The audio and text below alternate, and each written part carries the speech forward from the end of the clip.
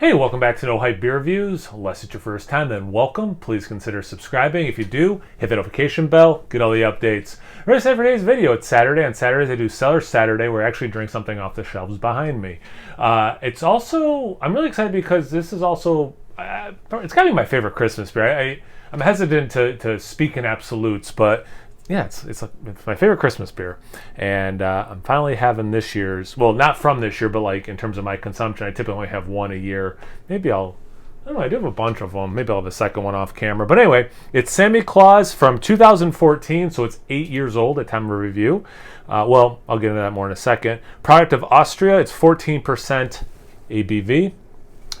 So, brewed only once a year on December 6th, Samichlaus is aged for 10 months before bottling. So, if it's the 2014, it was brewed in 2013, but so however you want to define that in terms of its age. This specialty is perhaps the rarest in the world. Samichlaus may be aged for many years to come. Older vintages become more complex with a creamy, warming finish. I saw that they're actually doing cans of it even. I think I did buy a new 4-pack, not cans, because I do like aging this beer a lot. I didn't want cans for as long as I plan on aging. I wax sealed it myself. If you were like, wait, where's the wax come from? When I've seen these, they didn't have wax on them.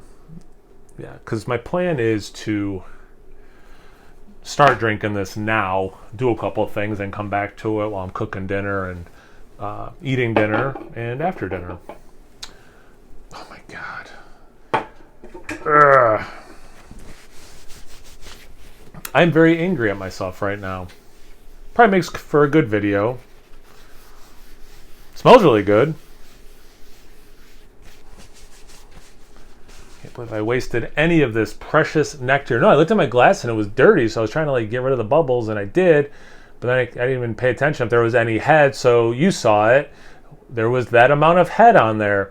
The beer itself has, there's brown there, but it's very orange, very red with even a little bit of orange in there. Looks like I remember it's like this brown, kind of like a barley wine, quad. It's like in that realm of color. See about the ABV. See about the aroma. I'm really excited to try this beer. I gotta calm down. I gotta get recollected and actually review the beer, not just start drinking it. So you're getting the big boozy raisin note that I love in this. Some grape specifically, though. A little bit of like a sweet dessert, like an iced dessert wine.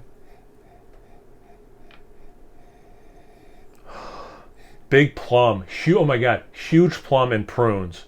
Huge. Oh my, I can't believe. I mean, still raisin and grape, don't get me wrong, but I think it's more of a plum prune note, actually. A little sherry. Light, very light molasses, very light. Rummy, rum-soaked, all those, rum-soaked raisins, rum-soaked, all those dried fruits. Big, toffee, burnt sugar, caramel. Not butterscotch, though. Yeah, caramelized sugar for days. You smell the alcohol in a good way, not straight alcohol, but like that rum, like a spirit that way is what I mean. I could keep smelling and pulling different things. I'll save you and spare you the listen. Let's see about the taste. Cheers.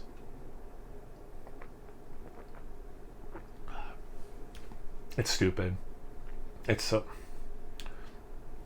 lot of talk about being a hop head, which I probably am. I love hoppy beers. I review a lot of them, obviously, and I drink a lot of them. But where's the love for the malt heads? I'm also a malt head.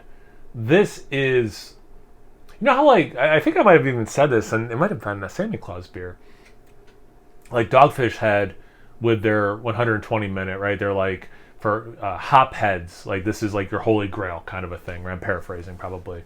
And this to me is the holy grail for malt heads. It's got everything. It's got the goods. All those dried fruits and the fruit notes I was talking about. Definitely like sherry, little bit of port notes as well. I recently had 3 different kinds of ports at like a little sample pack someone gave me, and like real small samples. So I'm like, oh, I'll try all 3, and I love port. So like that was like within the last week, so it's pretty fresh in my mind. I'm gonna say in here it's very light port notes, just based on those 3 samples I recently had.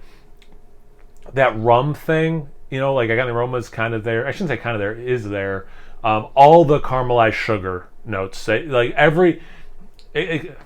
not the butterscotch. That's not technically, I guess, what that is, but like caramel, brown sugar, caramelized brown sugar. But all those kinds of notes, all of them. Oh my God, I love this beer so much.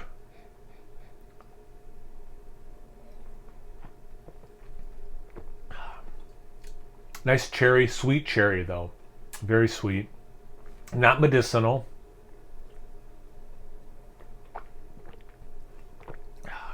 It goes down too easy. Like to me, this beer has huge flavors. It's relatively thin by today's standards in terms of, and keep in mind how many huge stouts and barley wines I've been drinking the last 2 months at this point.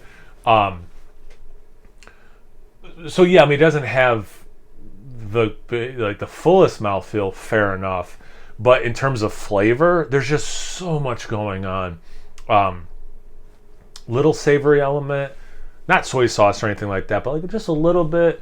I don't even want to say like helps bring some balance to this beer, because it's a very sweet beer, but I guess it helps bring a little bit balance. I should probably I want another sip.